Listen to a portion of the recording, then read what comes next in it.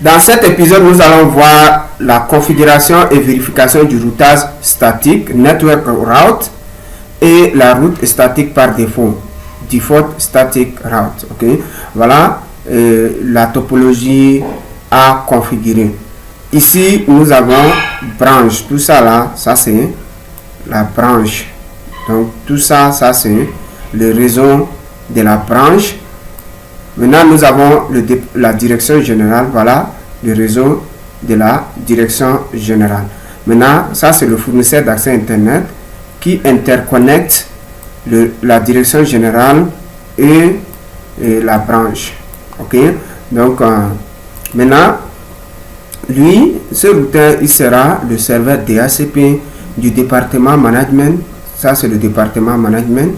C'est ce département, il va distribuer des adresses IP de façon automatique à ceux-là. Et le département comptabilité aussi à ceux-là, tous ceux qui sont dans ces réseaux aussi. Ok. Voilà, maintenant, le fournisseur d'accès Internet est connecté à des réseaux virtuels qu'on les appelle loopback. Ok. Le loopback, c'est pour désigner les réseaux locaux qui se trouvent derrière ce routeur.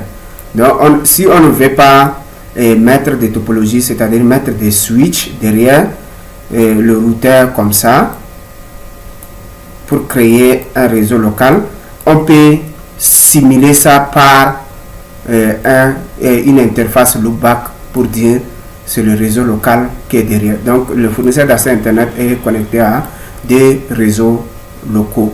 Ok. Maintenant, voilà les adresses IP internes, ça et ça. Donc notre direction générale aussi est connectée à des réseaux locaux qu'on a représentés par les interfaces loopback. Donc dans cet exercice, nous allons voir comment configurer aussi les interfaces loopback et la route statique par défaut. Ok. Maintenant, le routage statique également.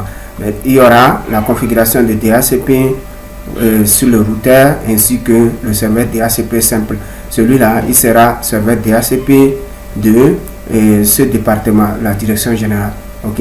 Maintenant, il y aura la configuration de helper parce que ce routeur est le serveur DHCP du département comptabilité. Du coup, il faut configurer le helper adresse sur cette interface. Sinon, tous les broadcasts de type DHCP qui vont venir ici, le routeur va les supprimer. Ok. Donc maintenant on va créer aussi le routage, on va configurer le routage statique pour faciliter l'apprentissage ou bien la prise des paramètres IP de ces équipements terminaux auprès de leur serveur DHCP. Ok. Donc pour ce faire, je vais rabattre ceci et lancer mon packet tracer. Donc je vais lancer packet tracer. Ok. Voilà, maintenant on va prendre, on a 4 routeurs. Je vais prendre le 1941, un deuxième, un troisième et un quatrième. Donc on a 4 routeurs qui sont là. Maintenant on a 3 switches. Ok, d'après la topologie, 3 switches, des switches 2960 et un switch multi-couche. Ok, donc je vais aller ici, les switches, je vais les prendre 1, 2. Maintenant ce switch aussi, je vais prendre celui-là pour la direction générale. Ok, maintenant il faut interconnecter les équipements en utilisant les câbles. Ok, donc je vais cliquer sur automatique, ce câble ici, ça ici, ceci là. Maintenant interconnexion entre le routeur ici et ce routeur, je pense que ça c'est des liaisons série. Ok, maintenant je vais prendre des PC. Dans chaque département on a des PC 1, 2 pour simuler 1, 2 ici. Ok, 1, 2. Donc je vais mettre pause la vidéo et faire la topologie, revenir sur la configuration. Voilà, maintenant je vais ajouter les cartes série. Ok, voilà, j'ai déjà fait la topologie. Maintenant je vais ajouter les cartes série. Je vais cliquer ici sur le routeur, aller sur le routeur même. Je vais zoomer pour éteindre ça. Je vais éteindre et aller prendre carte série ici, 8K-DT, ça là. Maintenant voilà, la carte est là. Je vais mettre ça ici, allumer le routeur. Ok, je fais la même chose pour le fournisseur d'accès internet. Donc je vais éteindre ça et aller prendre les cartes série là, insérer, allumer le routeur ainsi que ce routeur. Ok, donc zoomer, je vais éteindre ici, je vais cliquer sur les cartes là et allumer ça. Voilà, maintenant je vais relier ces deux routeurs, ok, en utilisant je vais prendre le câble automatique et là il va prendre série. De ce côté c'est 0/1/0, ici c'est série 0/1/1. Voilà le routeur ASP. Je vais amener ça un peu en bas pour que le nom soit sorti. Ok, maintenant je vais aussi connecter l'autre côté. Je clique sur ça. Je veux qu'il prenne série aussi. Ok, donc voilà l'adresse IP pour cette liaison point-to-point, et pour celle-là, voilà son adresse IP. Ok, maintenant on va corriger ou bien traiter ça. Ok, je vais configurer toutes les interfaces de routeur d'abord et après configurer le routage statique. Donc je vais commencer par ce routeur qui est un serveur DHCP aussi en même temps. Je vais configurer. Donc ici vraiment il faut aller pas à pas, sinon vous allez vous confondre. Donc CLI, je vais cliquer sur moi, enable conf D. Je suis sur le routeur R1. Je vais configurer l'adresse IP de cette interface et cette interface également. Interface gigabit 0/0, IP adresse c'est 10.1.1.1 avec un masque de /24.255.0, no shutdown. Je vais allumer l'interface et je fais exit pour aller dans l'interface G0/1. Ok, l'interface qui connecte au deuxième routeur. Donc IP adresse ici c'est 10.2.2.0/24/30. avec le /30 on aura seulement 1, 2. Donc je vais donner 1 ici, le 2 ici. Ok, donc 10.2.2.1 255.255.255.252 /30 c'est 252. Entrée. Maintenant no shutdown. Ok, je fais exit. Je finis la configuration de ce routeur une fois et j'attaque le deuxième. Ok, il est un serveur DHCP. Voilà, maintenant je vais dire IP DHCP pool et je mets le premier pool c'est département management DM entrée network. Pour le département management network c'est 10.1.1.0 avec un masque de /24.0. j'ai pas besoin, bon, je peux mettre DNS-serveur 8.8.8.8. Maintenant default router pour le PC c'est 10.1.1.1. Maintenant je fais exit. Ok, donc je vais exclure seulement donc IP DHCP excluded excluded-adresse. Je vais seulement exclure l'adresse de la passerelle qui est 10.1.1.1. Entrée. Voilà. Là, j'ai fini la configuration du DHCP pour le département management. Donc, je vais passer maintenant sur le département comptabilité. IP DHCP pool. Je vais créer pool pour le département DC, département comptabilité. Maintenant, network pour le département comptabilité, c'est 10.3.3.0, ok, avec un masque de 255.255.255.0. Maintenant, je vais dire DNS et default router, default-router, c'est 10.3.3.1. ok, l'adresse de la passerelle, c'est l'adresse qu'on va configurer sur cette interface. Ok, toujours il faut donner la première adresse IP machine valide au routeur. Ok, donc entrée DNS-serveur. ok, je vais prendre 8.8.8.8. entrée. Maintenant je fais exit. IP DHCP excluded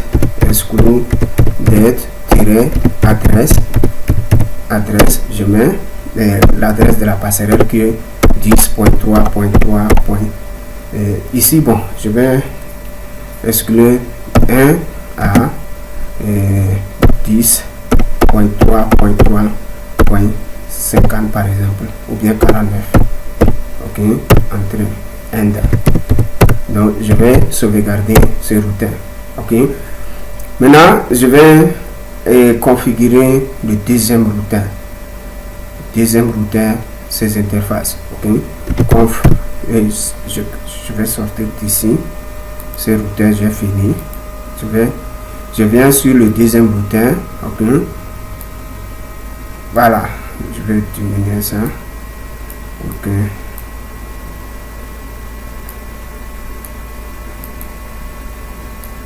Donc, je mets nom ici, nom, enter, enable, conf t.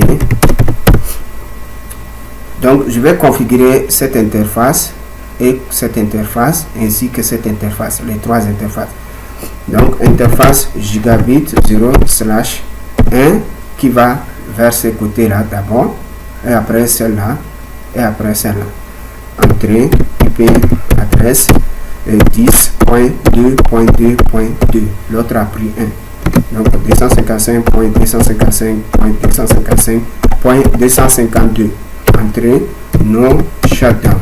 Ok. Donc je fais exit. Je m'en vais sous l'interface. Interface gigabit 0/0.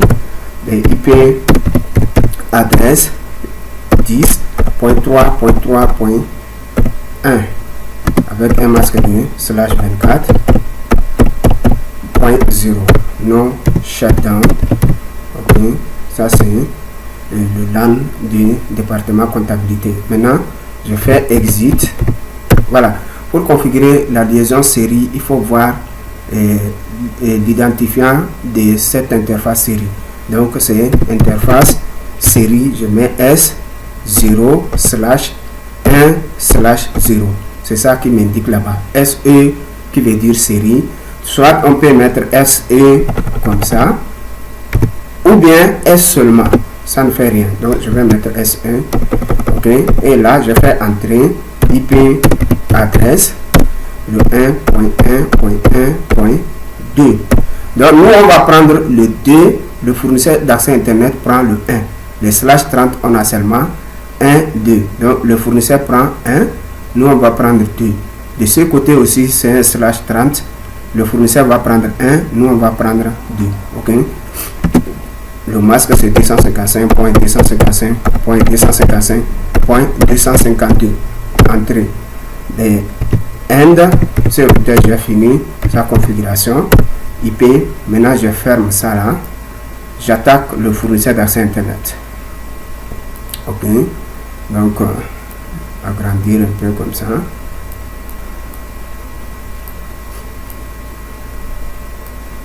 Voilà, je mets nom, entrée, enable, entrée, conf, interface. Le fournisseur d'accès internet est connecté à ces routeurs et des interfaces loopback. Ok, donc je vais commencer par les interfaces série là. Ça c'est série 0/1/0. De l'autre côté c'est série 0/1/1. Donc interface S0/1/0. C'est cette interface là. Donc IP adresse est 1.1.1.1 avec un masque de /24 et /30 plutôt.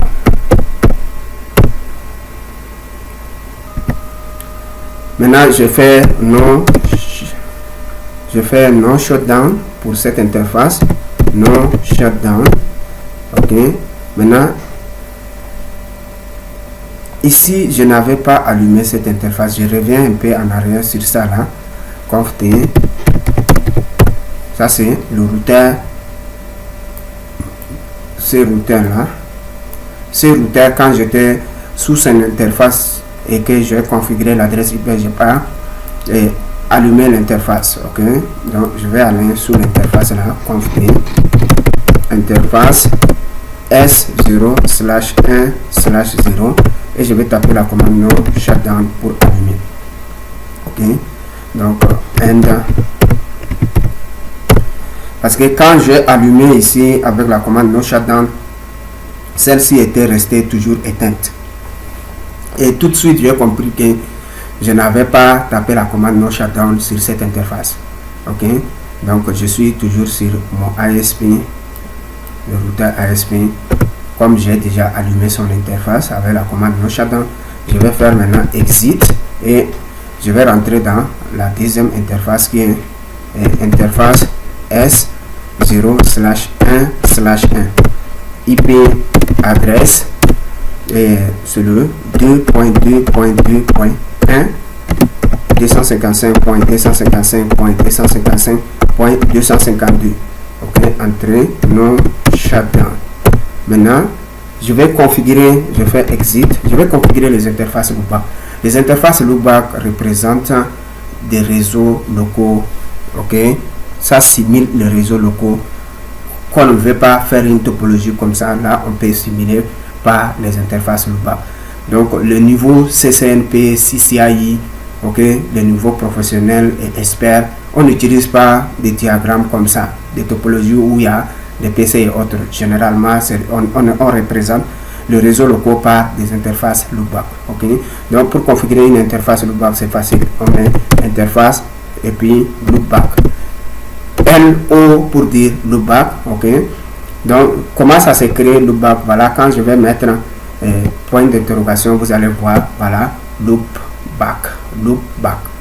Ok, donc interface loopback et je mets l'identifiant de loopback ici, c'est 1. Ok, LO 1, LO espace 1, je mets entrée. Ok, l'interface est automatiquement allumée. Ok, c'est pas une interface éteinte. Quand vous cliquez seulement sur l'identifiant de l'interface et vous faites entrer et c'est fini, elle est automatiquement allumée, c'est app. Donc je vais mettre IP adresse sur le 30.0.0.30. ok, pour ça là. Maintenant son masque c'est un /32. /32 ça veut dire 255.255.255.255 4 fois. Ok, entrée. Maintenant je fais exit et aller sur la deuxième interface loopback. Je mets int L0.